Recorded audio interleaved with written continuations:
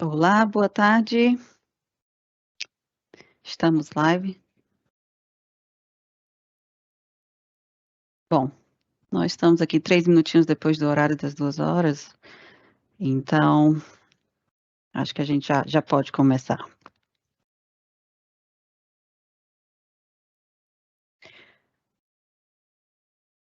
Perfeito. Boa tarde a todos, meu nome é Fernanda Cisnando. Sejam bem-vindos a mais uma sessão do Microsoft Endpoint Manager em português. Assim como a gente fez nas sessões anteriores, eu e os meus colegas apresentaremos temas relacionados ao Microsoft Endpoint Manager, sempre em português. E para hoje, trouxemos a parte 3 do tema de gestão de dispositivos, o Windows MDM.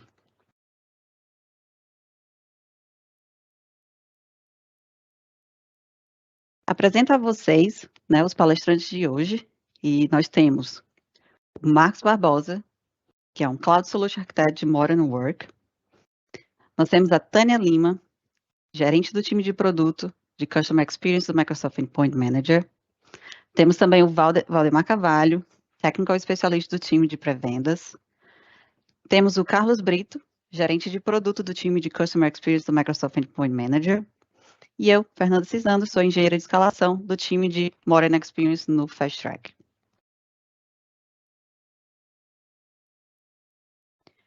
Antes de começarmos, gostaria apenas de lembrar-os que as nossas sessões anteriores, onde tratamos dos temas de Windows Autopilot, os tipos de aplicativos e seu gerenciamento, proteção de aplicativos e acesso condicional, tanto como as sessões de gestão de dispositivos Windows MDM parte 1 e a gestão de dispositivos Windows MDM parte 2, vocês vão estar encontrando no canal do Windows IT Pro, que vocês conseguem adicionar pelo link aka.ms/globalaccess/pt, e a gente vai estar depois, passando isso para vocês também.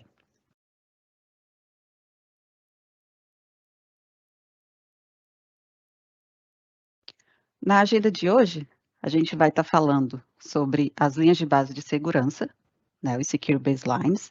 Iremos estar demonstrando as baselines de Windows 10 e posterior, do Microsoft Edge, do Microsoft Defender, assim como também vamos estar falando de antivírus, criptografia de disco, Windows Hello para empresas, e também teremos a nossa sessão de Q&A.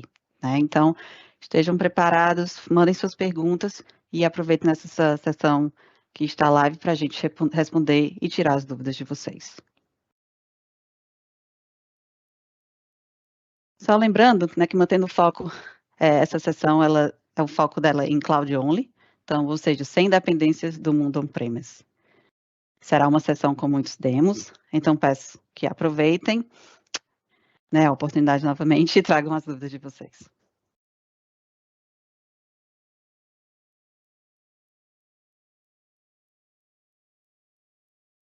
Obrigada, Fernanda, e olá a todos. Dando então início ao conteúdo de hoje, eu irei começar com as linhas de base de segurança, mais focada no Windows e no Microsoft Edge. Começando com uma definição das linhas de base de segurança, elas são configurações pré-determinadas e agrupadas por área ou produto, como iremos ver, com base em recomendações de segurança da Microsoft, que desenvolve essas mesmas recomendações através de trabalho direto com os desenvolvedores do Windows e com a comunidade de segurança. Então, em cada nova versão do Windows, a equipa ajusta essas recomendações com base nos recursos disponibilizados recentemente, com base em alterações ou novidades na indústria, por exemplo. Neste momento, existem 4 tipos de linhas de base de segurança, conforme nós vemos aqui no slide. Temos para o Windows 10 e posterior, Microsoft Defender, Edge e Windows 365, que está ainda em preview. Para o Windows, ainda gostaria só de referir que existe um pré-requisito de pelo menos a versão 18.09 ou, claro, o Windows 11. Focando agora um pouco nas atribuições das linhas de base de segurança. As linhas de base de segurança, elas podem ser atribuídas a grupos de usuários ou dispositivos, contudo, elas são sempre aplicadas a dispositivos, uma vez que se tratam de configurações de máquina. Um outro ponto muito importante é o que é que acontece às configurações quando uma linha de base de segurança é removida e deixa de estar aplicada. É importante notar que, no caso disso acontecer, as configurações elas poderão não ser revertidas para o seu valor anterior à aplicação da linha de base. Então, o último valor que foi setado pela linha de base poderá ser aquele que permanece. Eu digo poderá, uma vez que estas configurações elas são baseadas em CSP e cada CSP pode lidar com a remoção do perfil de forma diferente. Então, é algo a terem atenção. Falando agora um pouco sobre as versões, como eu referi, nós disponibilizamos novas versões das linhas de base regularmente para atender a mudanças na indústria ou no próprio Windows e existem aqui alguns pontos importantes a focar quando estas novas versões são disponibilizadas. A primeira coisa a ter em consideração é que as linhas de base elas não são atualizadas automaticamente assim que é lançada uma nova versão. Terá de ser sempre o administrador explicitamente a fazer essa atualização. Um outro ponto é que a versão desatualizada, ela passa a ser apenas de leitura, não podendo ser mais editada. A nossa recomendação, assim que uma nova versão fica disponível, é que ela seja avaliada, uma vez que novas versões tipicamente trazem novas configurações, remoção de configurações ou alteração do valor padrão de configurações existentes. E então, uma vez feita essa avaliação, o administrador deve validar as alterações e proceder à atualização, como eu irei demonstrar na nossa demo. Finalmente, falar um pouco sobre os conflitos e o que esperar nessa área, considerando que é possível setar a mesma configuração de múltiplas formas no Intune, através de diferentes tipos de perfis de configuração, como, por exemplo, os catálogos de configurações, os templates e as próprias linhas de base de segurança. E até mesmo é possível ter vários perfis do mesmo tipo sendo aplicados simultaneamente. Por exemplo, é possível ter várias linhas de base de segurança do mesmo tipo sendo aplicadas no mesmo dispositivo. Então, tecnicamente, tudo isto é possível. Apesar de ser possível, isso não é recomendado. O administrador deverá ter muita atenção para evitar estes conflitos que podem ser causados quando a mesma configuração é aplicada no dispositivo através de várias fontes, não é? De várias formas. Em todo o caso, o nosso foco hoje são as linhas de base de segurança, então esquecendo agora os outros tipos de perfil de configuração. Quando as linhas de base de segurança elas são utilizadas na totalidade, todas as configurações são incluídas, não é possível escolher apenas partes e não aplicar o resto. Existem sim configurações que podem ir como não configuradas, mas isso não invalida que a totalidade da linha de base é aplicada. A nossa recomendação é que seja feito um levantamento sobre que tipo de perfil faz sentido utilizar para um determinado cenário e usar apenas esse.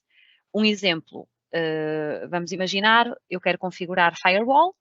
Se eu aplico uma linha de base que inclui configurações de firewall, eu não devo utilizar outros perfis para setar essas mesmas configurações. Contudo, e no caso de existirem conflitos, eles devem ser investigados e resolvidos. Passando então agora aqui à nossa demo, passando aqui para o ambiente. Aqui eu estou na consola do Intune, aqui no meu ambiente de testes. Aqui em segurança do ponto da extremidade é onde iremos encontrar as linhas de base de segurança, aqui mesmo. E como eu falava, não é? Existem 4, Windows 10 e posterior e Edge, eu irei focar um pouquinho mais. Temos também o Defender, que de seguida o Valdemar irá também falar. E por fim temos o Windows 365, que está em pré-visualização.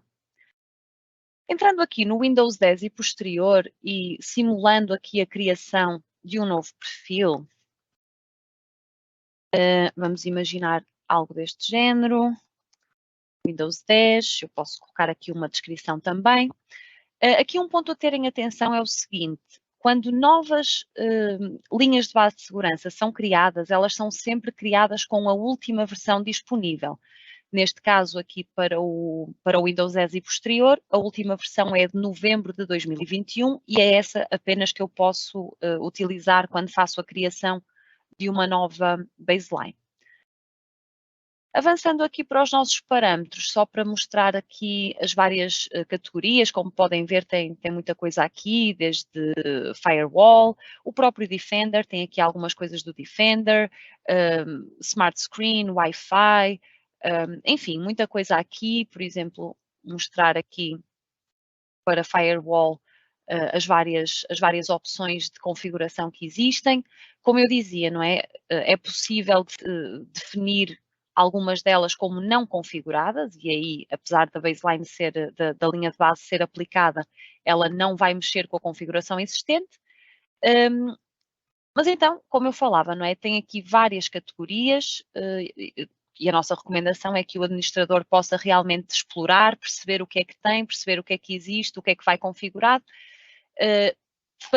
Poderá, obviamente, fazer algumas customizações, se os valores padrão não forem de encontro àquilo que é necessidade para o ambiente, mas de uma forma geral, a linha de base, ela traz pré-determinado, não é? Aquilo que é a nossa recomendação. Mostrar também aqui a parte da pesquisa, que pode ser usada para encontrar configurações, por exemplo, se eu quiser aqui procurar o USB, que é um tema, é uma configuração bastante pedida, bastante procurada. Por exemplo, aqui ele encontra que está nesta categoria, está aqui em baixo, bloquear processos não confiáveis e não assinados e executados da USB, que vai como bloqueado, que é precisamente o que eu quero, mas enfim, aqui só mesmo para mostrar que existe esta opção para pesquisar, para ajudar a encontrar as configurações. Imaginando que eu estou satisfeita aqui com as minhas configurações, eu posso avançar. Não irei criar marcas de escopo, não irei criar atribuições aqui só para a nossa demo e vou então criar a minha nova linha de base de segurança. Mostrando aqui também rapidamente para o Edge, se eu for aqui criar uma nova, chamar por exemplo Edge, colocar por exemplo aqui uma descrição também. Mais uma vez, a versão ela vai com a última que estiver disponível. Avançando aqui, estão aqui as configurações do Edge, tem aqui configurações, por exemplo, do Smart Screen, Flash, enfim, várias configurações aqui. Imaginando que eu estava satisfeita com tudo aquilo que é padrão, poderia aqui avançar, fazia a criação da minha linha de base, atribuía e ela seria então aplicada nas máquinas. Portanto, isto foi só para mostrar rapidamente a criação do perfil, da linha de base. Um outro ponto que eu quero aqui demonstrar é o seguinte, como eu falei, não é? A gente vai lançando regularmente novas versões. Neste momento, no meu ambiente, eu tenho aqui duas versões, eu tenho a de maio de 2019 e a de novembro de 2021. Tenho aqui um alertazinho dizendo que ela está deprecated, não é? Que ela já não é atual. Imaginando que eu quero fazer uma comparação, especialmente quando sai uma baseline nova, existe, não é, esse interesse de comparar. Eu posso fazê-lo através desta opção aqui, comparar linhas de base, selecionando as duas versões eu posso ali comparar. Ele vai gerar um arquivozinho que eu posso depois aqui abrir, e irei abrir para nós vermos só aqui rapidamente. Portanto, ele gera este arquivozinho, eu vou aqui formatar só para ficar um pouco mais fácil leitura. Ok. Então, aqui o que ele traz é o nome da configuração, e tem aqui, por exemplo, aqui para esta, ele traz 282, tem aqui qual é que era o valor numa e noutra versão, não é? Portanto, qual é que era o valor na de maio de 19 e o valor na de novembro de 21, e tenho aqui esta colunazinha de comparação que me permite perceber o que é que foi alterado, o que é que foi removido, o que é que foi adicionado. Então, imaginando, talvez aquilo que é igual não seja, enfim, tão relevante, eu vou aqui retirar o que é igual e quero ver apenas o que é diferente. E aqui então eu percebo que houve aqui duas configurações que passaram, eram true, portanto eram verdade, estavam habilitadas, passaram a estar desabilitadas. aqui configurações novas que não se aplicavam na versão antiga, mas que passam a existir na versão nova, portanto foram adicionadas, e finalmente aqui algumas que foram removidas. Imaginando, né, que eu fiz esta investigação, fiz esta avaliação, percebi o que é que mudou, percebi o que é que está diferente, e fechar este também.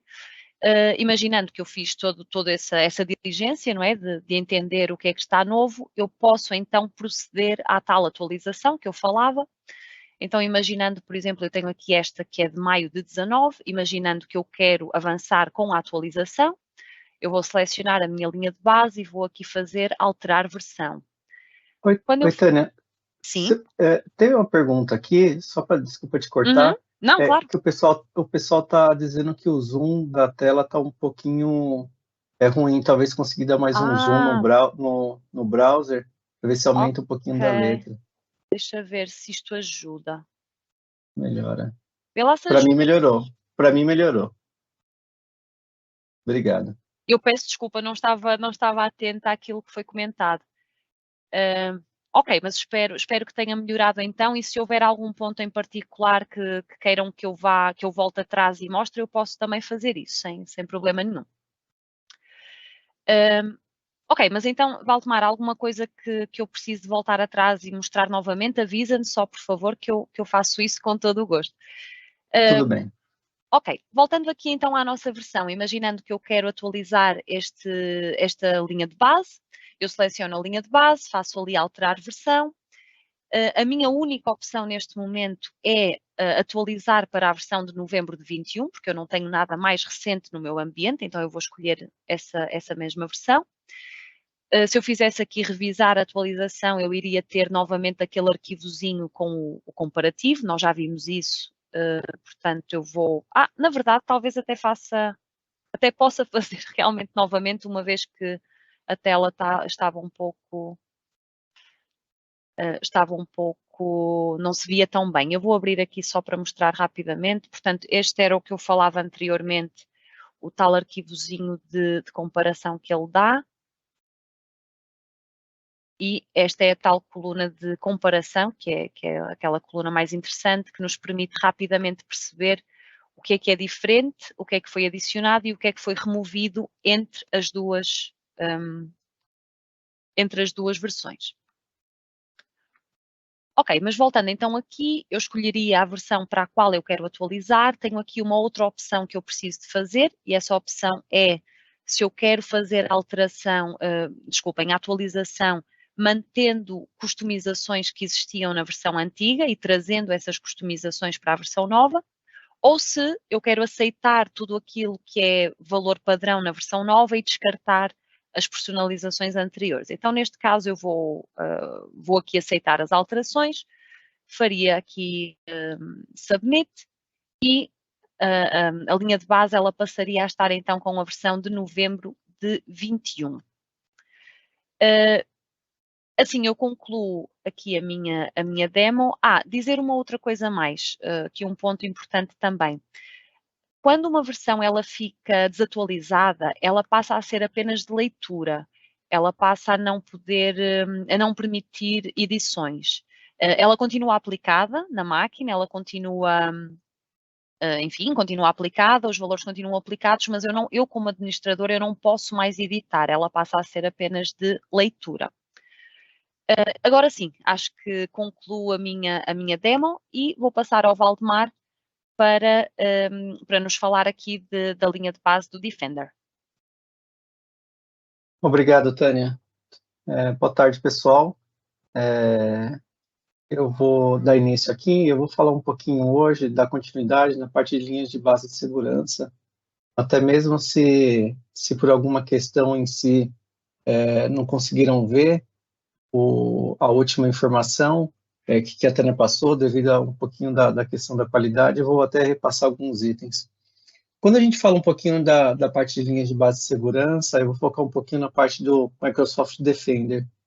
Quando a gente fala um pouquinho do Microsoft Defender, a gente está falando muito da parte de segurança em si. Quando a gente fala de antivírus, a parte de BitLocker, por exemplo, a parte de Firewall, a parte de redução de superfície de ataque, por exemplo. Então, quando a gente tem isso, nós temos esses templates, então podemos criar essas linhas de base de segurança, onde a gente consegue ter um conjunto de regras criadas. Então, não necessariamente que só tem esse local, por exemplo, dentro do Intune, mas a gente tem outras possibilidades para poder aplicar essas configurações para as máquinas em si e tê-las da melhor forma segura.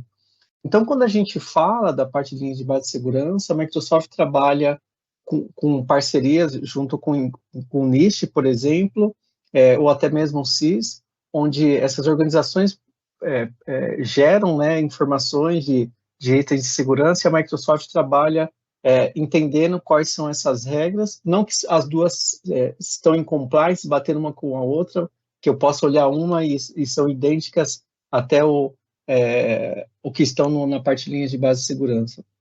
Mas acabamos vendo que são muito parecidas, muitas vezes talvez fique poucas diferenças em si quando a gente para visualizar. E quando a gente dá continuidade, quando a gente cria no mesmo local, eu vou demonstrar daqui a pouco a vocês, que a Tânia mostrou, então na página inicial eu consigo criar uma nova linha base de segurança, e nesse caso eu consigo definir, nesse exemplo, do Microsoft Defender. Então nós temos a parte do nosso antivírus, que é o Microsoft Defender antivírus, também conhecido como Defender for Endpoint, EPP também, Endpoint Protection em si, alguns nomes que nós temos no mercado em si, e aí a gente consegue definir alguns itens. Então, tipo de verificação, por exemplo, se ele vai fazer um scan rápido da máquina, quais são os dias, horários, por exemplo, que a gente consegue definir.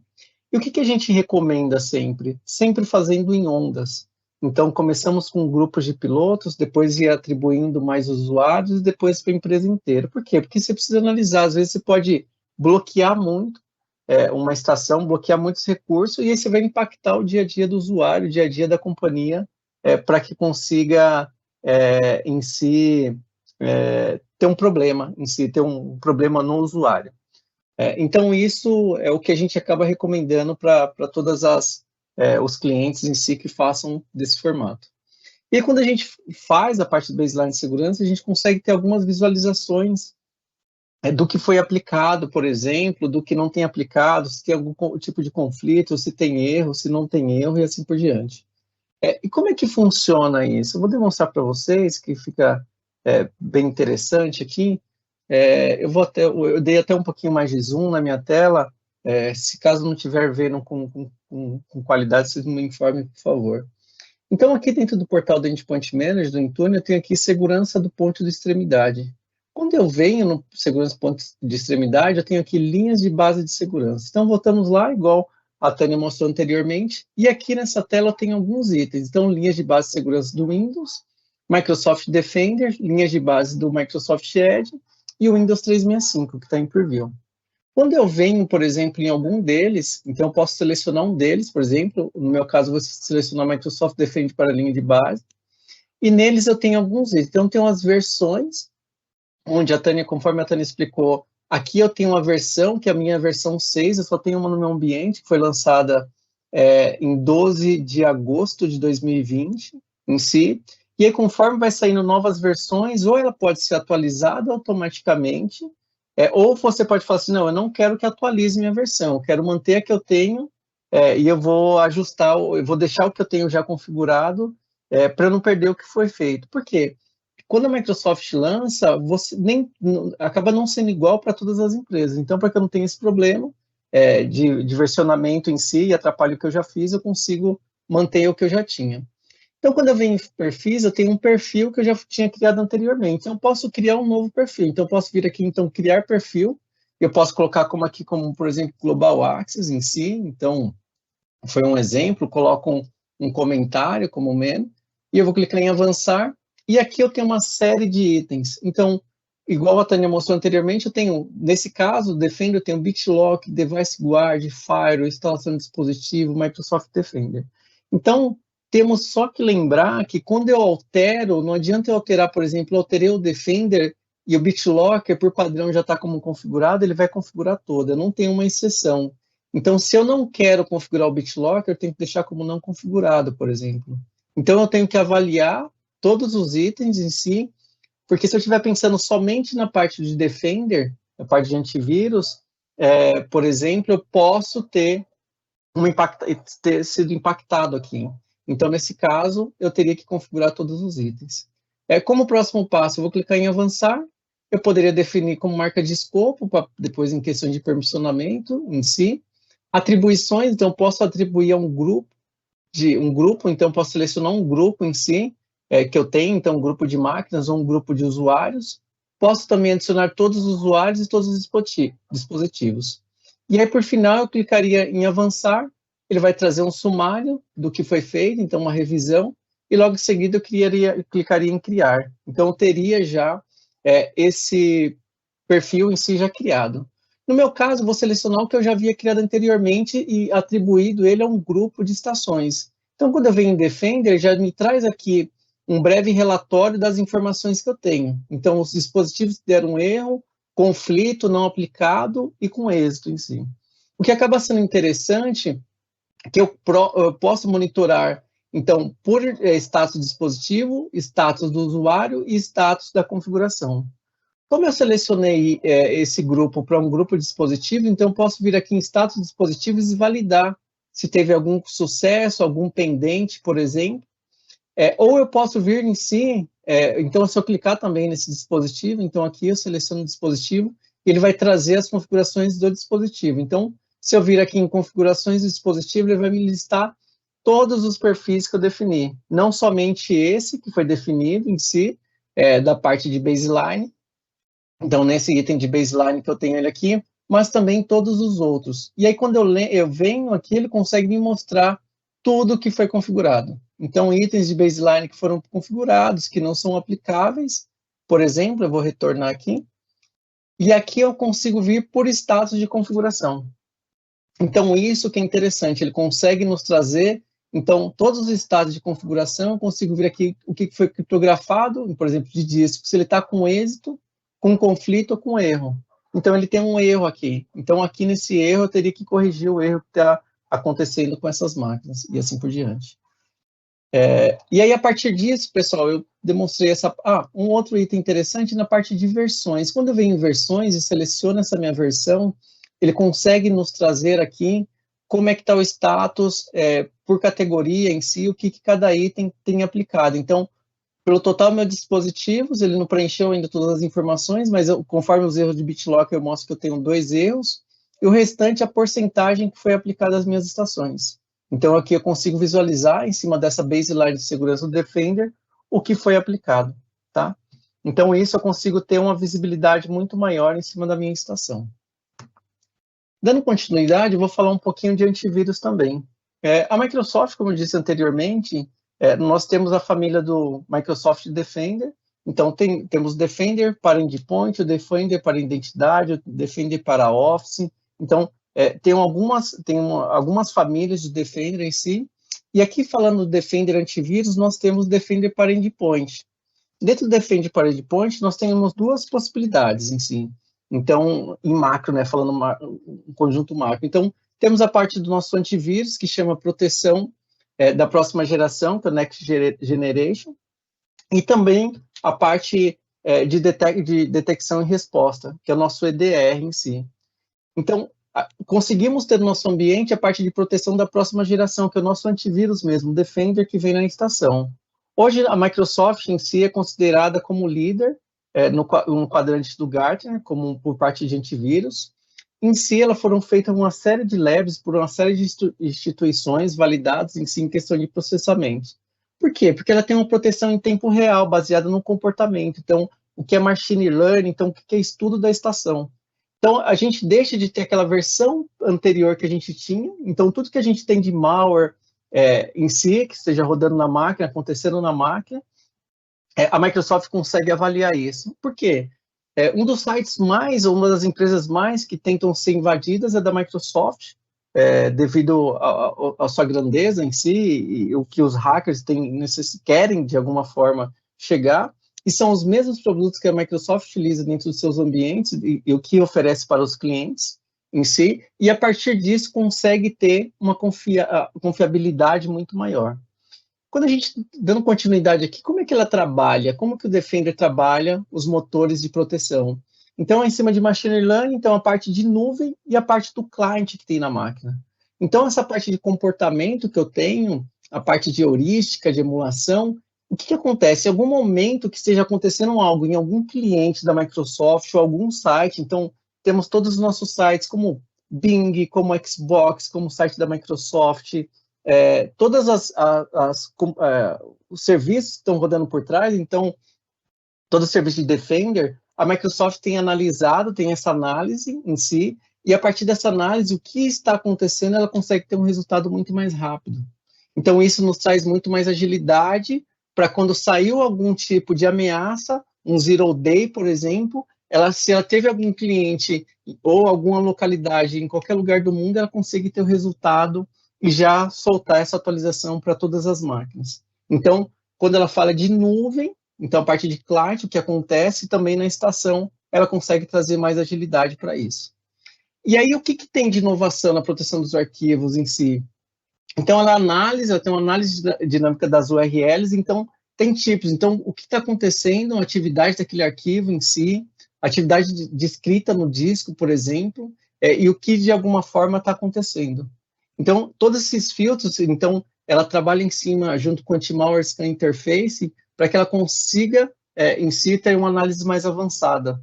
Então, na parte de comportamento, daquele script, do algo que está acontecendo em si daquela estação. E aí, quando a gente fala de Defender em si, quando a gente tem a parte de Next Generation Protection, então que a nossa parte de endpoint, de segurança, né? Então, quando a gente tem um malware que vem acontecendo, que é o encontro da estação, o client ela consegue ter uma heurística e um comportamento em si. Então, a parte de Machine Learning. Então, a partir disso, eu tenho um metadado, então eu consigo saber esses tipos de arquivo, o que está acontecendo, eu consigo ler o metadado desse arquivo. A partir disso, eu consigo ter algumas amostras em si, de inspeções por classes, a parte de rede neural também. E aí eu consigo ter que esses arquivos são executados a partir de uma sandbox, então ele tem uma caixinha ali onde ele consegue fazer uma análise total e eu consigo classificar ela nas minhas ameaças na minha base de dados. E aí eu consigo já ter ela, uma visão futura dela, do que está acontecendo presente, na verdade, né?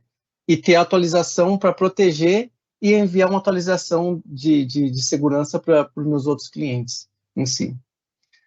Um dos principais itens, um dos itens que os ransomwares em si acontecem, é que quando ele está numa máquina, o primeiro item que ele faz é desabilitar o serviço do antivírus. Então, a Microsoft tem um serviço em si de proteção contra adulteração, que também é conhecido como Tamper Protection, onde a gente consegue criar regras em si de segurança, e aí, a partir disso, eu consegui ter o bloqueio que esse ransomware não desabilite meu serviço. E aí, com integração junto com a minha parte de detecção e respostas, eu consigo ter análise do que está acontecendo, eu consigo ter queries avançadas em si, de saber o que está acontecendo no meu ambiente. E essa integração entre o antivírus e o meu EDR, ele me traz muito mais agilidades. Então, eu tenho alertas, eu consigo ter bloqueios automáticos em si. Então, tudo isso me traz junto com AI, inteligência artificial, e machine learning também. Então, isso pode demorar, às vezes, entre 1 a 5 minutos, bloquear algo novo que esteja acontecendo. Então, isso traz muita agilidade em si, por parte do antivírus da Microsoft. Para dar continuidade aqui, pessoal, eu queria demonstrar para vocês a parte de antivírus. Então, como é que eu faço para criar e ter uma visibilidade? Então, dentro do meu segurança do ponto de extremidade, eu vou ter aqui antivírus, e aí dentro de antivírus em si, eu consigo ter uma visão geral já, se eu tenho algum tipo já de atualização pendente, eu tenho um sumário bem rápido do meu ambiente. Então, poderia ter aqui pontos de extremidades não íntegros, então algum vírus, algum dispositivo que não esteja íntegro, ou algum malware ativo em si. Então, eu não tenho nenhum desses itens no meu ambiente. Então, a partir disso, eu consigo criar políticas. Então, aqui eu já tenho algumas políticas criadas e eu consigo criar uma nova política. Então, eu vou criar em política, eu seleciono a plataforma.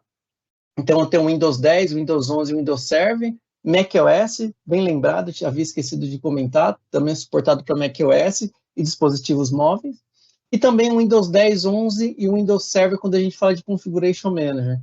Isso daí é um momento para um próximo assunto, mas a gente poderia criar uma regra aqui, e quando eu tenho minha configuração de Tenant Attached do Configuration Manager, a parte de gerenciamento, eu consigo criar política e o próprio SCCM, o ManCM, ele entrega já nos servidores, nas estações em si. Nesse caso, vamos selecionar esse primeiro item, que é o Windows 10, Windows 11, Windows Server, e aqui a gente tem algumas possibilidades. Então, exclusões, então eu posso fazer exclusão de arquivos, URLs, pastas, a parte do Microsoft Defender do antivírus em si, e a parte de Security Experience, então de alertas para os usuários, assim por diante. Então, eu vou mostrar a parte de antivírus, então eu vou clicar em criar, eu vou definir um nome como Global Access, por exemplo, colocar a V de antivírus, vou clicar em avançar, ele já traz por padrão qual que é a versão do sistema operacional, e a partir disso que eu tenho, eu consigo definir. Então, eu posso, por exemplo, permitir verificação de arquivos, permitir examinar os arquivos do arquivo morto, por exemplo, não permitido. E aqui eu consigo ter uma série de possibilidades. Então, permitir monitoramento em tempo real, por exemplo, e assim por diante. Consigo fator de carga de CPU, eu quero que utilize somente 30% da minha CPU em si, eu não quero que carregue muito. Tipo de nível de bloqueio, eu posso ter nível de bloqueio em si por parte de nuvem. Verificação completa, verificação rápida, eu posso definir, eu quero habilitar verificar o full scan ou quick scan, por exemplo. A parte de prioridade da CPU, eu posso colocar que tenha prioridade, baixa prioridade.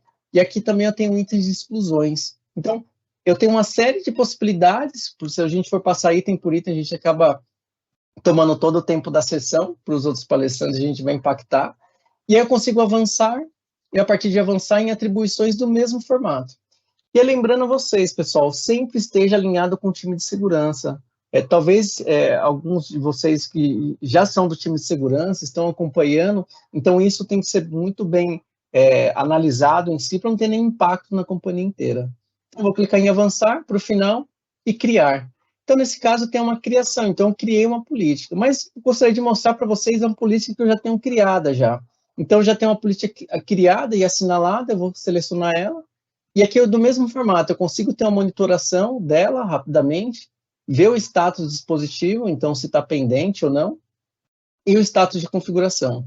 Então, aqui eu consigo validar se foi aplicado com êxito ou não. Eu posso até arrastar aqui, ó, para o lado para saber o que está escrito, então eu consigo ter todas as visibilidades.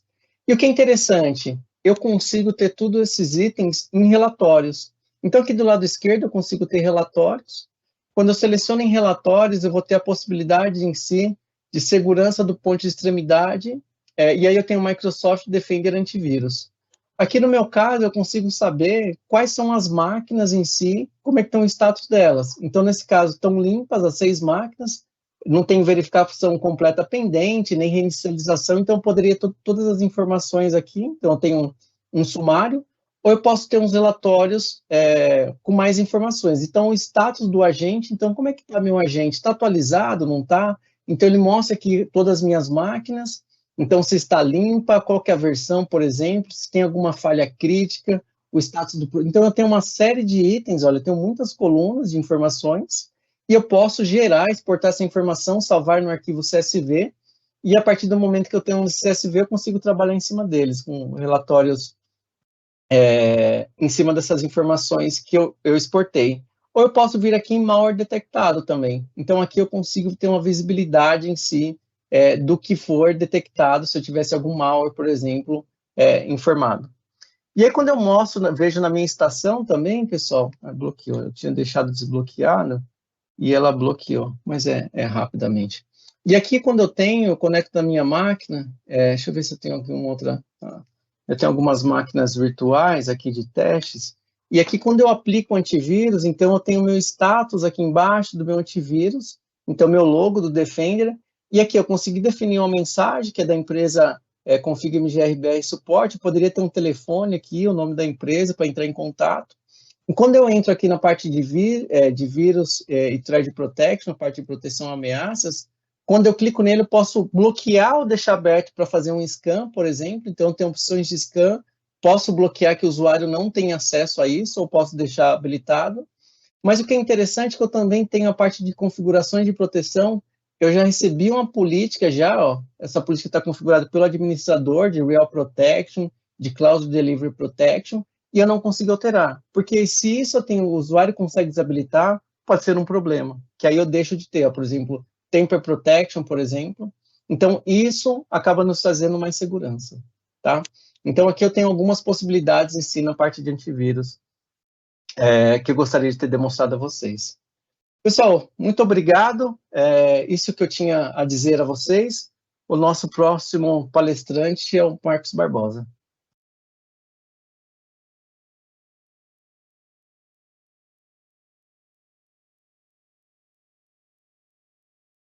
Obrigado, Valdemar. Marcos, por nada. Olá, pessoal, boa tarde. Como o Valdemar falou, né, meu nome é Marcos Barbosa e eu vou apresentar para vocês, então, o recurso de criptografia de disco, né, já é bem popular aí o BitLocker. A gente já tem aí algumas versões, né, de sistema operacional e como fazer a implementação dele utilizando o Endpoint Manager. Bom, primeiro, o que é o BitLocker, né? Então, o BitLocker é um recurso de criptografia de disco nativo do sistema operacional, né? Então, a maior parte de vocês aí já deve conhecê-lo, né? Desde o Windows 7, né? A gente teve algumas mudanças com relação ao licenciamento, né? Então, desde o Windows 8, 8.1, ele deixou de ser um recurso disponível apenas para as versões Enterprise, né? Então, está disponível para a versão Pro. Então, de novo, né? É altamente recomendado. Eu entrego bastante vários treinamentos, né, para os nossos clientes sobre o Windows Autopilot, e um dos recursos que a gente acaba conversando bastante, né, é o recurso de BitLocker, e é o que eu sempre pergunto, né, vocês enxergam algum motivo, né, por que não habilitar?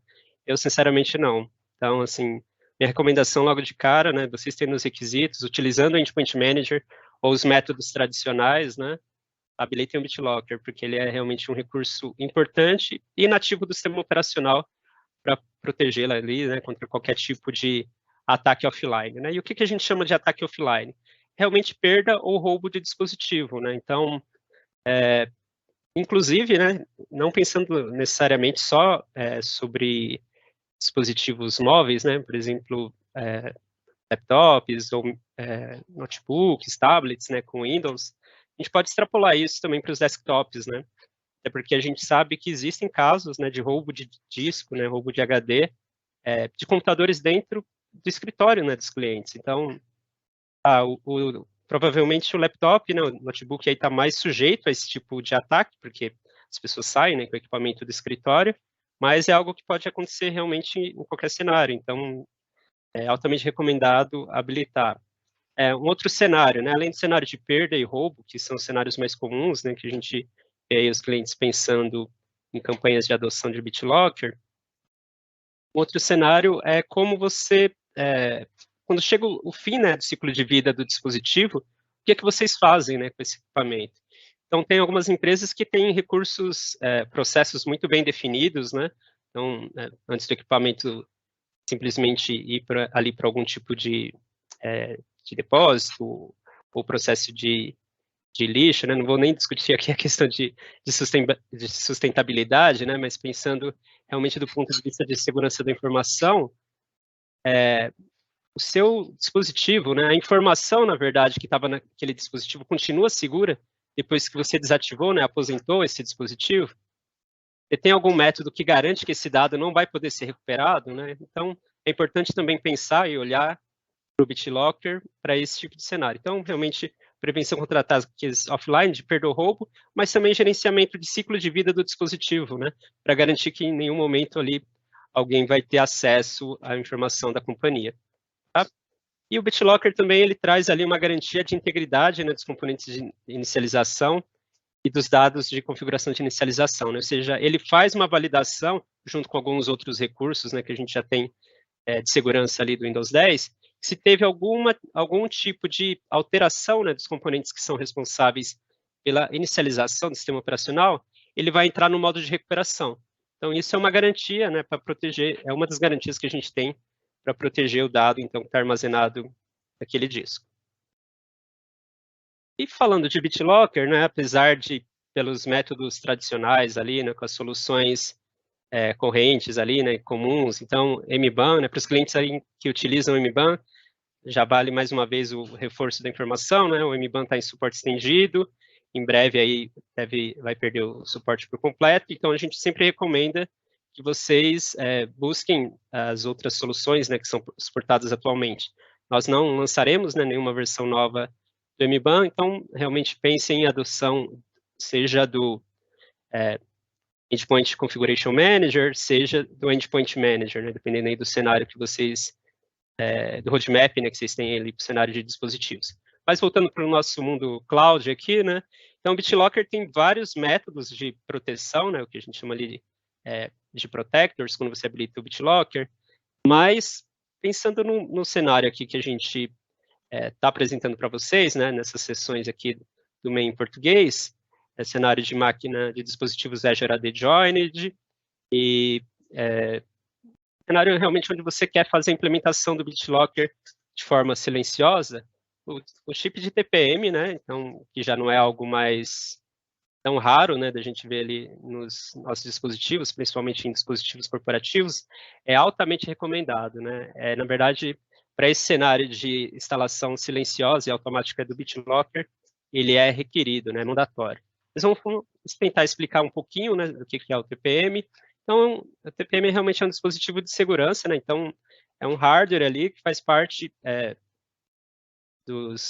fica próximo ali, né, o processador dentro da placa-mãe dos dispositivos e que tem o foco de realmente aumentar, né, a segurança do dispositivo. Então, hoje ele pode ser um dispositivo físico, né, pode ser um dispositivo virtual ali baseado apenas em firmware, alguns deles para fazer atualização, né, então tem clientes com versão 1.2, querem atualizar para 2.0, nesse cenário vocês precisariam fazer a atualização ali, na verdade tem que alinhar com o OEM, né, com o fabricante, mas tem versões que é simplesmente uma atualização de firmware, né, para fazer a atualização de versão, para outros realmente tem que ser uma troca física ali, né, provavelmente adquirir um novo equipamento. Bom, mas o que o TPM faz, né? Então é um componente, é um hardware capaz ali de executar funções de criptografia, né? Ele armazena ali o PCR, né, que é o registro de configuração de plataforma, que é um dos componentes ali que o BitLocker avalia, né, para a implementação da criptografia. E, além disso, ele é responsável por criar, armazenar e gerenciar chaves, tá? E aqui eu não estou falando exclusivamente do BitLocker, né, só do BitLocker. Então, o TPM, ele armazena diversos outros tipos de chaves, né? Então, ele é importante, por exemplo, para o Windows Hello for Business, que é um tema que o Carlos Brito vai falar com vocês aí na sequência, mas diversos outros serviços, né, nossos aí, principalmente relacionados à segurança e proteção de tokens, por exemplo, né, ele acaba representando aí um grande papel, né, nesse processo de garantir a segurança dessas informações. E ele também, ele né, ações ali maliciosas, como, por exemplo, ações contra ataques de força bruta. Então, se alguém tentar ali digitar, né, se você, por exemplo, habilita o PIN, né, e tenta ali forçar, né, tentar descobrir qual que é o valor do PIN do BitLocker, então você vai entrar ali no modo de recovery também, né, porque ele está ali preparado para evitar esse tipo de ataque. Bom, quais são os requisitos de forma geral, né? Forma geral do BitLocker.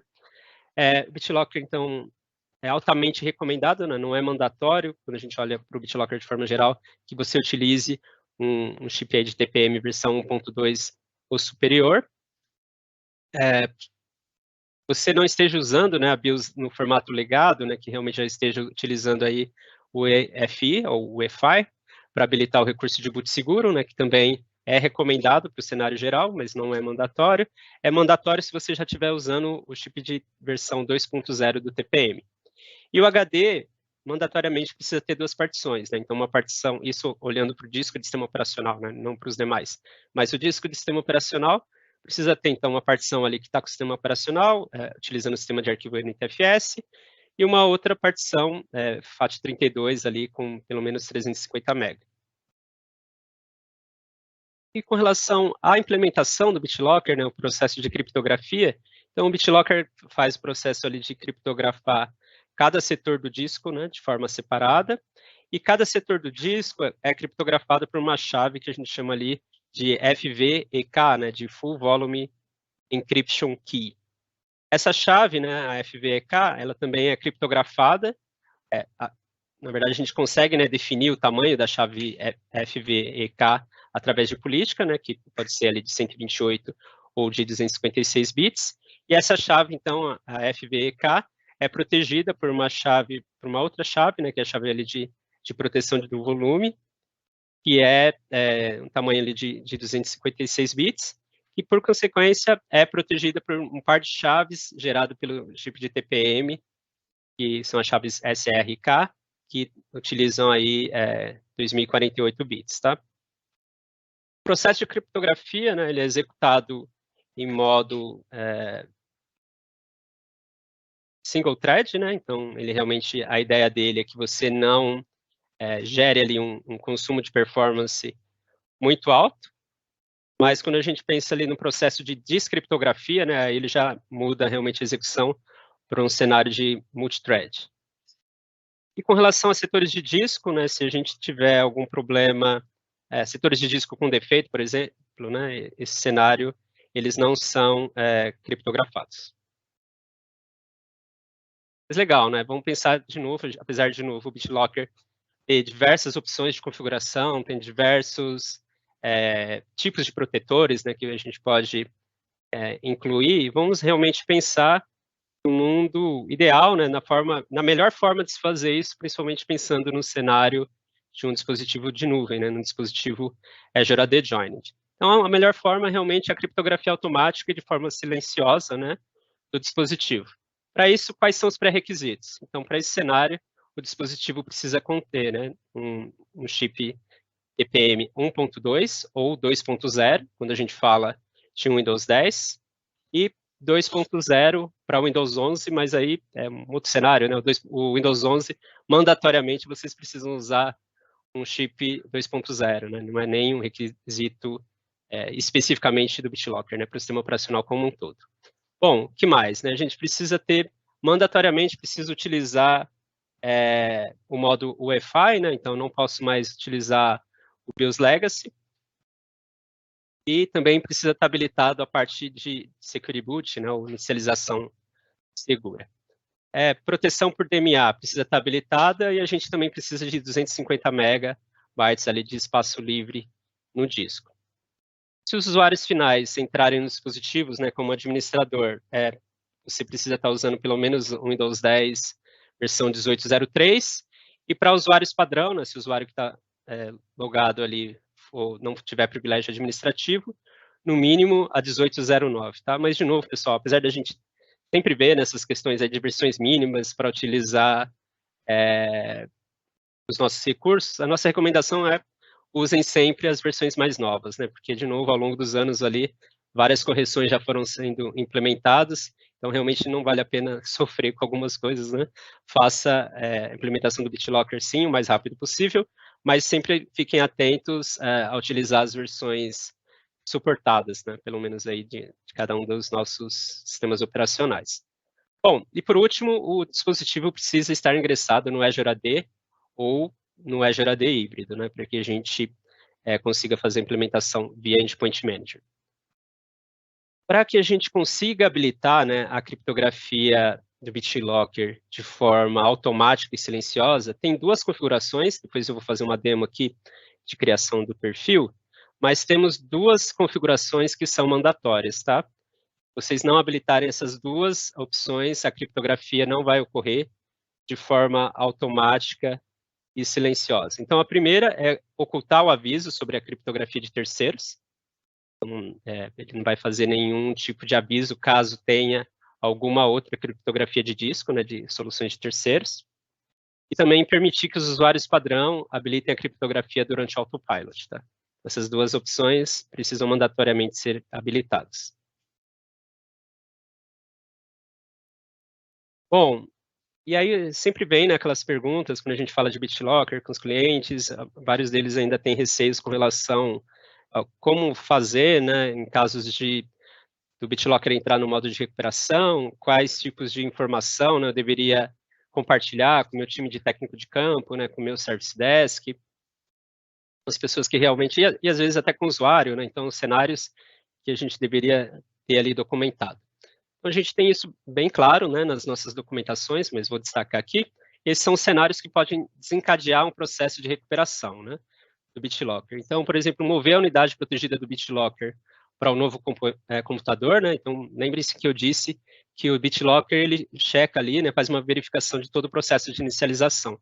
Se ele não reconhece, né, o dispositivo onde ele foi conectado, ele vai entrar no modo de recuperação e você vai precisar, então, acessar, ter acesso, né, à chave de recuperação para ter acesso aos dados. Isso realmente é até a proteção que a gente traz para a informação é através desse formato, né. Se você instalar uma nova placa-mãe, né, com um novo TPM, de novo, né, é uma alteração do processo de inicialização. Então, ele vai pedir a chave de recuperação.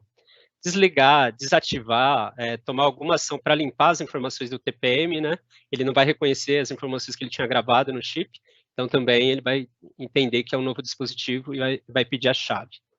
Atualizações de BIOS, atualizações de firmware, de TPM, né, todos esse tipo de ação são ações deveriam ser previstas, né? Então, a gente, sempre que for fazer esse tipo de atualização, tem que tomar ali alguns cuidados que a gente já vai comentar. E também a atualização de componentes críticos, né, de inicialização, que possam ali mudar o resultado da validação de integridade. Se vocês habilitarem o PIN de inicialização, né, para o BitLocker, e aí por algum motivo vocês esquecerem, né, e realizar alguma tentativa incorreta, ou se por acaso vocês perderem a unidade USB ali que tem a chave de inicialização, que é um dos cenários, né, que são suportados quando a gente fala de proteção do BitLocker, mas sinceramente espero que vocês não usem esse tipo de cenário, né, realmente BitLocker, o cenário mais recomendado de novo é via TPM. Bom, e qual que é a recomendação, né? Sempre que você for fazer algum tipo de manutenção no dispositivo, simplesmente execute ali o procedimento, né, de suspender a proteção do BitLocker no disco, né? Então, você pode fazer isso via File Explorador de arquivos, pode fazer isso via script, e aí você suspende a proteção. Assim que o dispositivo for reiniciado, né, no próximo boot ele já ativa a proteção de forma automática. Beleza, pessoal? Vamos lá, então, para a nossa demo. Eu preparei aqui 2 demos para vocês. Vou fazer a primeira demo com foco no administrador, né, do ambiente. Então, vamos criar aqui uma política de criptografia de BitLocker.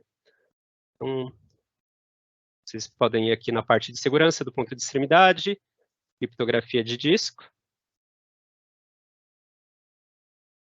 Vamos, então, criar a nossa política, né? Criptografia, né, o Endpoint Manager consegue, então, fazer a parte de configurações de criptografia, tanto para macOS, quanto para Windows 10 e posterior, né, usando aí as soluções nativas, mas focando no nosso mundo aqui de Windows. Vamos lá, então, configurar.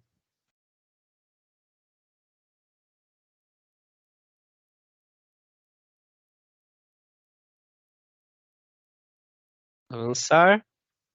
E aqui, pessoal, existem diversas formas, né, como eu disse, de configurar o BitLocker, assim como o Valdemar comentou ali, né, sobre os baselines, a parte de antivírus, que é importante vocês tomarem essas decisões, né, não necessariamente só o time de TI, mas a TI junto com a SI, né, junto com os times de segurança, que é uma decisão em conjunto, né, porque realmente para buscar ali o que é o cenário, qual é o cenário mais recomendado do ponto de vista de segurança e de acordo com o negócio da empresa de vocês, tá? Então, vamos lá, a gente vai habilitar aqui a criptografia de disco total para sistemas operacionais e unidades de dados fixas, né?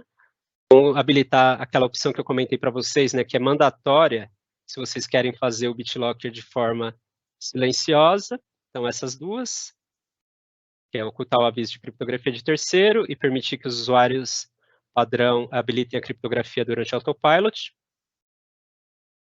E apesar do nome, né, que habilita a criptografia padrão durante o autopilot, a criptografia vai ser habilitada também mesmo para uma máquina que já foi provisionada, tá? Configurar a chave de rotação de senha, então depois eu vou mostrar isso para vocês, mas a gente consegue, então, como eu disse, tem a chave de recuperação que vocês vão usar quando acontecer algum daqueles cenários, né, o disco foi levado para uma outra máquina, ter alguma alteração ali no processo de inicialização, e essa chave fica armazenada, né? Então, falando aqui do nosso cenário, dentro do Azure AD.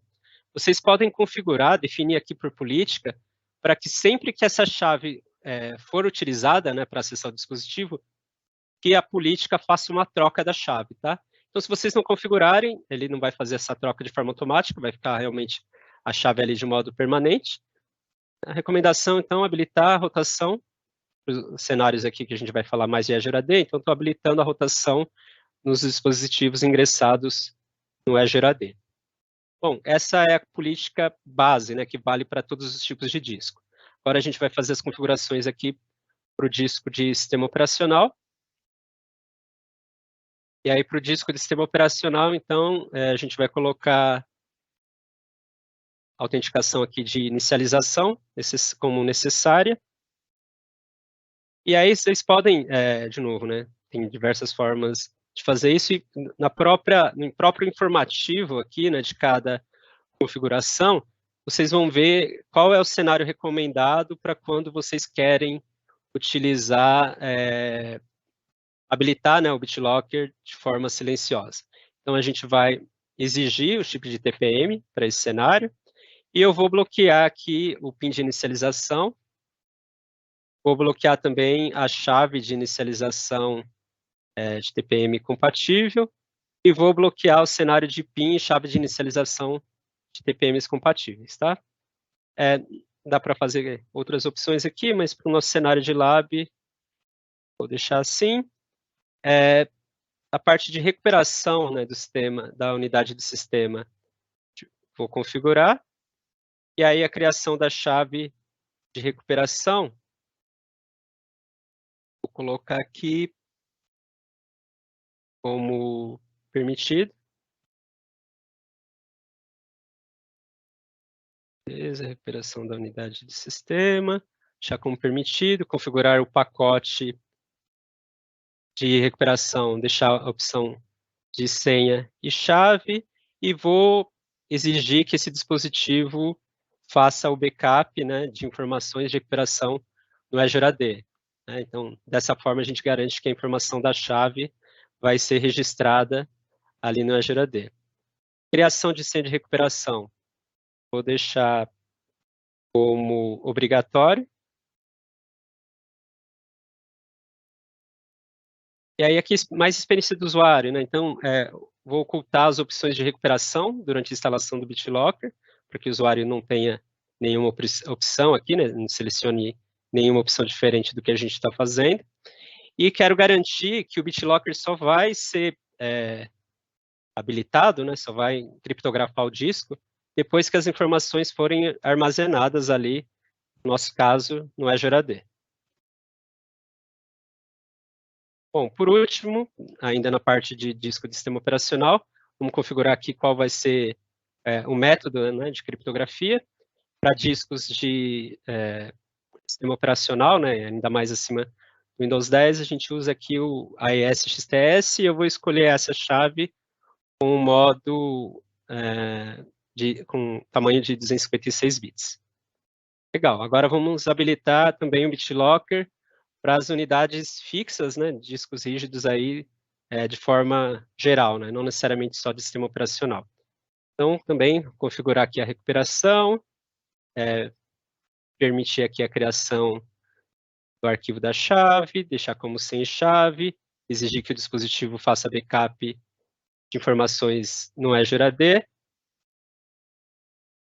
criação da chave de recuperação como obrigatória, ocultar as opções de recuperação, né, durante a instalação do BitLocker também, e habilitar aqui as informações, o BitLocker, né, depois que as informações forem armazenadas, e agora configurar aqui também a chave, né, também deixar como AES256 em XTS. E por último, a unidade de disco removível, né, então se tiver algum disco removível, eu também gostaria aqui de configurar. Então vou colocar nesse cenário o AES256, vou deixar aqui no modo CBC, porque aí mantém compatibilidade outras versões do sistema operacional, e o restante eu não vou habilitar. Vou avançar, atribuir aqui para o meu grupo.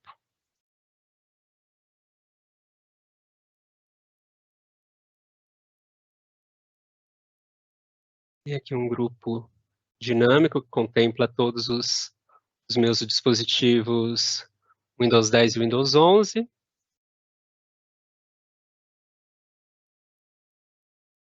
E criei. Bom, a gente vai demorar um pouquinho aqui para a chave de configuração ser aplicada, né? Eu vou fazer um sincronismo, e aí eu já vou mostrar, o cenário que eu vou mostrar para vocês é a BitLocker 03. Vou só mostrar aqui antes essa máquina. Vocês podem ver que o disco não está criptografado, né, ainda. Deixa eu abrir aqui até via PowerShell.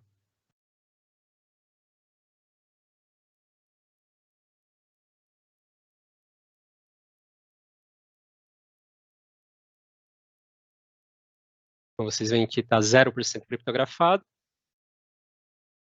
Deixa eu voltar para o portal. Eu vou forçar aqui um sincronismo.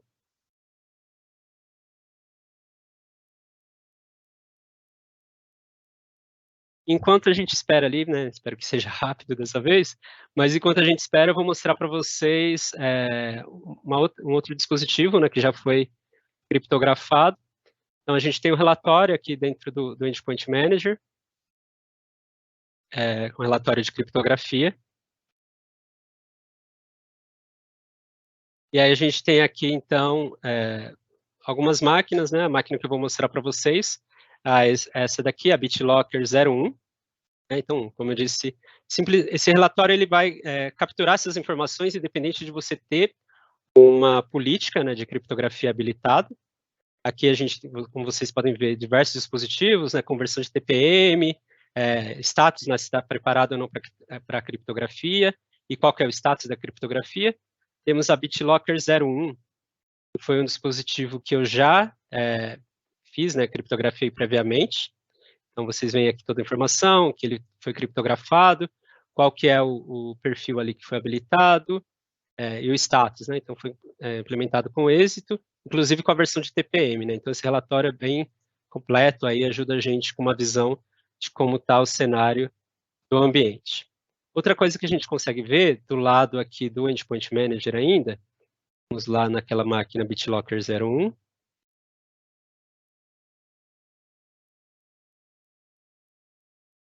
BitLocker 01, então a gente tem aqui a chave de recuperação.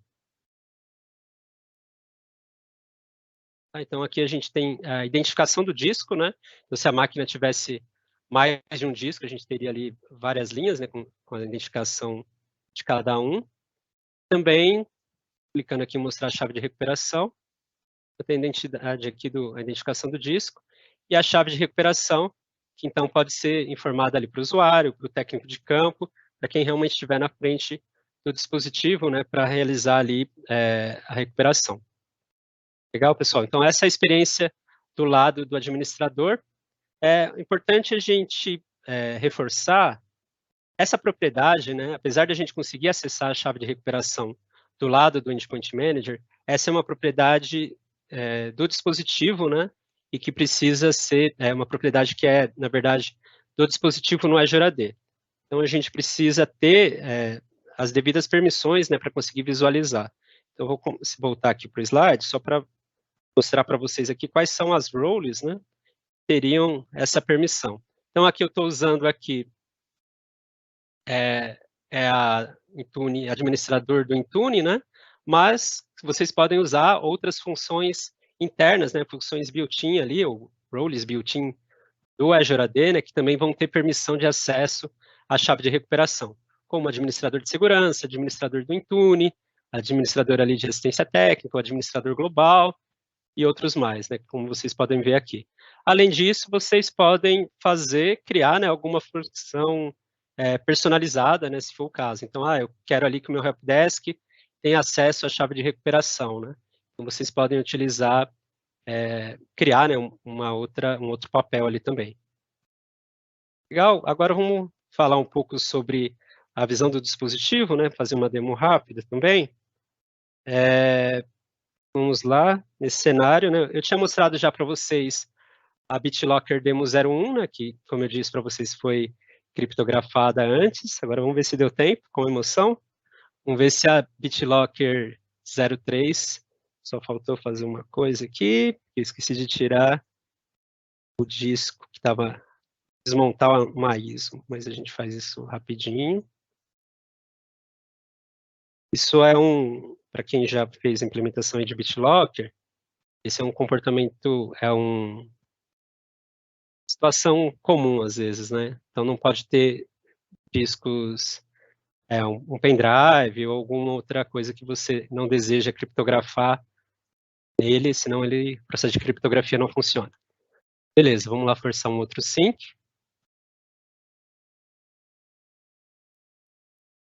Contas. Trabalho escola. Tem que ele já tinha até recebido a política. Mas vamos forçar mais um sincronismo aqui. E, em paralelo, vou abrir aqui o PowerShell.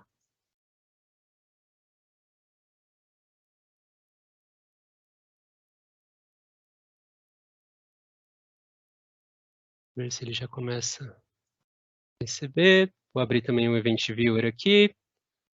São realmente as ferramentas que a gente pode utilizar, né, para verificar a implementação da criptografia, tá, pessoal? Então, a gente pode acompanhar isso tanto pelos logs de Event Viewer do BitLocker.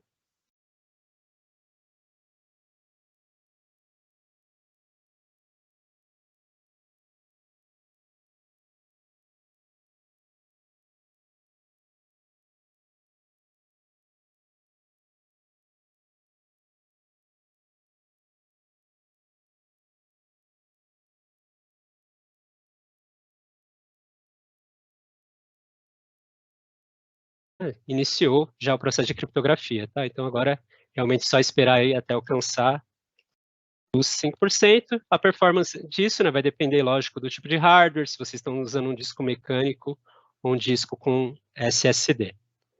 Mas é isso, pessoal. Dessa forma, eu finalizo aqui a minha demo e aí eu chamo o Carlos Brito para seguir com a apresentação.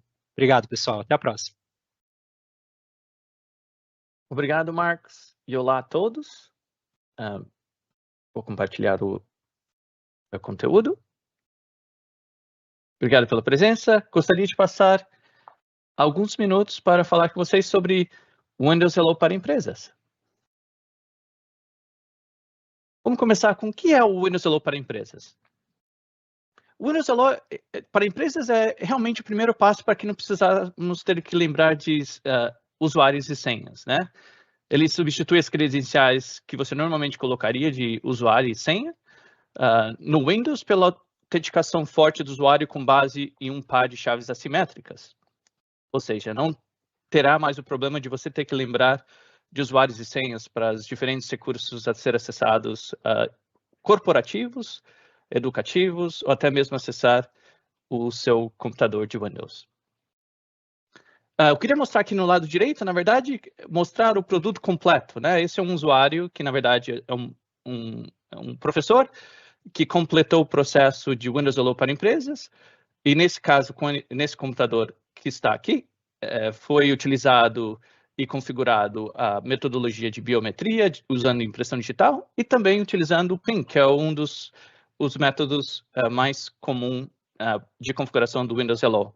E claro que sempre pode ser utilizado a configuração de senha e usuário, como sempre foi feito. Ou seja, dá um benefício adicional de não precisar mais utilizá-los, mas continua sendo uma forma de continuar utilizando para acessar recursos corporativos, educativos, ou até mesmo o Windows. Perfeito. Então, vamos falar sobre os requerimentos. Mais uma vez aqui, apesar de o requerimento básico ser Windows 10, 15 e 11, como o Marcos também falou, é importante utilizar a versão suportada e mais recente de Windows para que tenha todas as capacidades adicionais e todos os benefícios das versões mais recentes do Windows 10. o mesmo também para as novas versões de Windows 11. É necessário ter uma conta do Microsoft Azure e Azure Active Directory, e é necessário porque é um requisito de configuração do Windows Hello para empresas que precisa configurar segundo fator ou autenticação multifator no Azure AD. Por isso, a necessidade de ter uma conta do Microsoft Azure e Azure Active Directory como pré-requisitos. No nosso caso, a gente está falando de computadores também gerenciados totalmente pela nuvem, ou seja, a gente vai utilizar o Microsoft Endpoint Manager ou o Intune para configurar o dispositivo com as configurações necessárias de Windows Hello para empresas.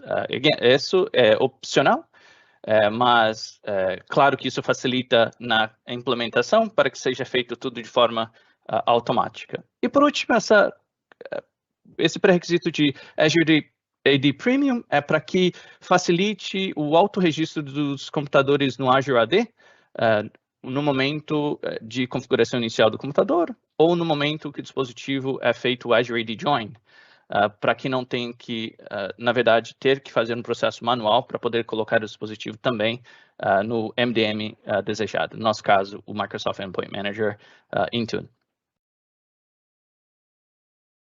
Ok, esse é um dos passos muito importantes para configuração e implementação de Windows Hello para empresas. Primeiro de tudo, é muito importante explicar todo o processo para os usuários de o que vai ser necessário para poder configurar o Windows Hello para empresas. É um processo diferente do que os usuários estão acostumados a utilizar. E mais importante, é importante que eles saibam os benefícios de ter que completar o processo de configuração, que vai realmente facilitar e simplificar o acesso ao computador deles através de Windows Hello e também de qualquer recursos corporativos ou educativos relacionados à conta de identidade que foi usada para configurar o Windows Hello. Um fator bem importante também, como é um pré-requisito da configuração do Windows Hello, é a configuração de segundo fator.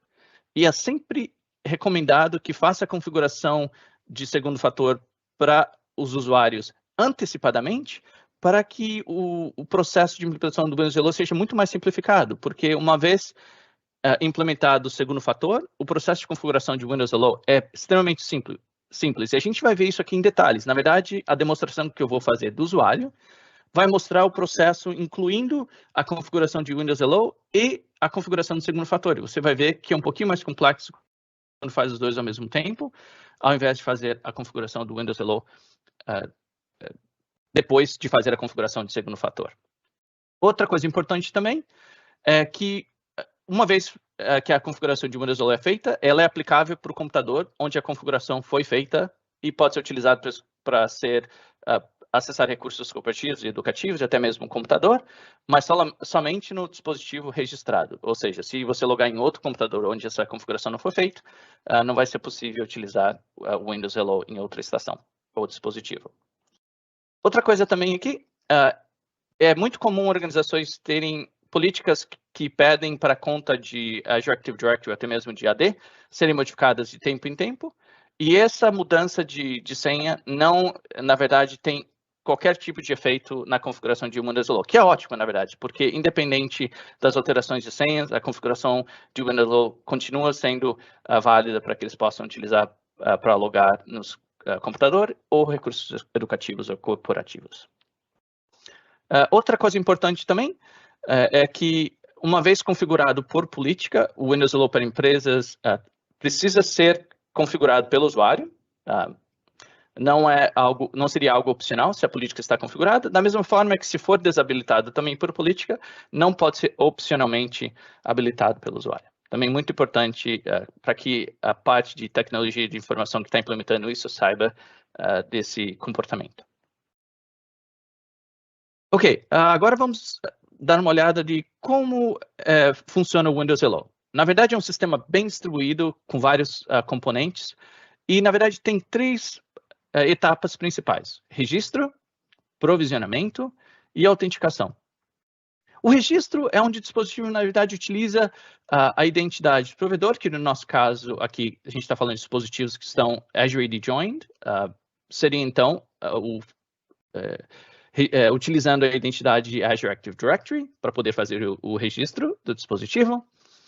O segundo é o provisionamento. O provisionamento é utilizando a forma de autenticação para solicitar uma credencial de Windows Hello para empresas. Como a gente conversou anteriormente, o fluxo de provisionamento de implementação do Windows Hello para empresas requer que seja feita a configuração de segundo fator. Preferencialmente, que isso ocorra anteriormente, para que não tenha que ser feito no mesmo processo de implementação do Windows Hello para empresas, que também é possível. E o final é realmente a autenticação, que é uma vez que o dispositivo é registrado ao Azure AD, no nosso caso, os usuários, então, podem utilizar o Windows Hello, dependendo da forma que foi registrado, seja biometria, impressão digital, ou até mesmo detecção facial, ou uma das mais comuns, que é o PIN, eles podem fazer o processo de autenticação através do Windows Hello para acesso ao dispositivo ou acesso a recursos. Ok, essa é a parte importante de configuração. E no nosso caso, mais uma vez, estamos falando de dispositivos que são gerenciados totalmente pela nuvem, ou seja, a configuração vai ser feita pelo Microsoft Intune, através do portal do Microsoft Endpoint Manager, e essas configurações vão utilizar o provedor de serviços de configuração, ou que a gente chama de CSP, do Passport for Work. E as configurações são divididas em 3 diferentes categorias. Primeira são as configurações principais, onde você determina se o Windows Hello vai ser utilizado e que tipo de configurações vão ter em geral para poder ser utilizada ou não ser utilizada. Também tem as configurações de biometria, se é possível utilizar, se não é possível utilizar, e as configurações. E também a parte de complexibilidade do PIN, que é normalmente um dos fatores mais comuns utilizados, que também pode ser configurado da forma desejada ou também pode ser desabilitado. E o mais importante lembrar é que existem alguns níveis de configurações do Windows Hello para empresa em termos de política. Existe a nível de locatário, e a nível de locatário são as configurações que você precisa configurar para poder aplicar as mudanças para dispositivos que estão sendo configurados inicialmente, ou seja, através do UBI, Out-of-Box Experience do Windows. A política pode ser feita também depois do Out-of-Box Experience a nível de dispositivo, ou também a nível de usuário, ou seja, você pode desabilitar totalmente para o dispositivo, mas habilitar, ou a nível de locatário também, e habilitar somente para usuários específicos que você deseja utilizar o Windows Hello. E a gente vai ver isso aqui em bastante detalhes na nossa demonstração na parte do administrador e também na parte do usuário. Importante lembrar mais uma vez que uma vez configurado por política, o Windows Hello para empresas precisa ser configurado pelo usuário. Mesmo se for desabilitado por política, não pode ser habilitado opcionalmente pelo usuário. Então vamos agora fazer a demonstração de criando essa política a nível de locatário, a nível de dispositivos e a nível de usuário através do portal do Endpoint Manager. Okay, então estamos aqui no centro de administração do Microsoft Endpoint Manager e para começar vamos observar as configurações a nível de locatário. Como disse, seria as configurações que precisam ser modificadas para dispositivos, por exemplo, que estão sendo configurados pela primeira vez através do Out-of-Box Experience. E é importante lembrar que é necessário fazer isso porque o comportamento por padrão, o momento que um dispositivo é adicionado ao Azure AD, ou como chamamos de Azure AD Joined, o comportamento por defeito do dispositivo é que requerer a configuração do Windows Hello. Ou seja, se você não quer esse comportamento ou quer um comportamento mais personalizado desse fluxo, é importante configurar a parte de Windows Hello do locatário. Então vamos lá. Para isso, vamos ao dispositivos, depois vamos para Windows, Windows Registro e Windows Hello para empresa. Essa é a opção a nível de locatário. E como você pode ver aqui, essa opção, para mim, estava configurado como desabilitado. Isso também é uma opção bem comum utilizada por exemplo, para os setores e instituições educativas. É desabilitado a nível de locatário para que, durante a configuração de todos os computadores, incluindo os computadores de alunos, na configuração inicial, para que não seja necessário a configuração de Windows Hello. Mas, subsequentemente, o Windows Hello pode ser habilitado a nível de usuário. Por exemplo, a gente vai fazer a demonstração aqui, que vamos habilitar para os professores depois. Então, é importante lembrar que se a maior parte do cenário essa opção não vai estar habilitada, é possível utilizar a política a nível de locatário para tomar a ação principal e depois pode ser modificado por política utilizando um perfil no Microsoft Endpoint Manager que a gente vai ver. Mas vamos dizer que aqui a opção que existe é habilitado, desabilitado e não configurado. Não configurado, como eu disse também, como o comportamento padrão do Windows ao fazer um Azure AD Join, que requer a configuração do Windows Hello, o comportamento aqui, uma vez o dispositivo for colocado no Azure AD, mesmo estando como não configurado, ele vai exigir a configuração do Windows Hello, mas vai seguir o fluxo padrão, ou seja, se você quiser modificar esse comportamento, você colocaria como habilitado. E você pode, então, dizer se é obrigatório utilizar o TPM, como o Marcos tinha conversado com vocês na parte de BitLocker. Também tem um fator a ser utilizado aqui na parte de Windows Hello, em termos de segurança. Você pode escolher obrigatório e também pode mudar vários fatores do tamanho do pen, por exemplo, se pode utilizar letras maiúsculas ou minúsculas, caracteres especiais, e assim por diante. O uso, principalmente, por exemplo, de autenticação usando biometria. Por exemplo, alguns lugares não permitem o uso de biometrias por política de recursos humanos, por exemplo. Então, é muito importante você validar quais as configurações podem ser habilitadas aqui, de acordo com a sua política interna. Ok, então aqui já temos a configuração revisada a nível de locatário. No meu caso, eu vou continuar desabilitado, porque eu quero simular o ambiente onde isso está desabilitado por padrão, e eu habilito por política para um grupo de usuários específicos aqui. Então, eu vou descartar para que permaneça desabilitado, mas isso pode ser configurado da forma que é desejado por vocês. E a gente vai entrar, então, aqui agora numa configuração que pode ser feita a nível do dispositivo, ou seja, não importa o usuário que logar no dispositivo, terá essa configuração aplicada para todos, ou configurações que pode ser específicos, somente usuários específicos que logarem nos equipamentos terão a configuração de Windows Hello para empresas habilitadas. Então, vamos lá.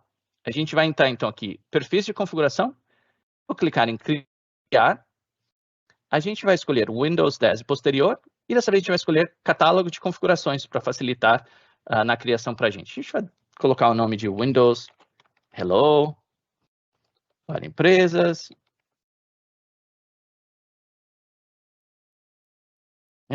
Vamos avançar aqui. Então, a primeira coisa que a gente vai fazer, vamos procurar para a configuração de Windows Hello.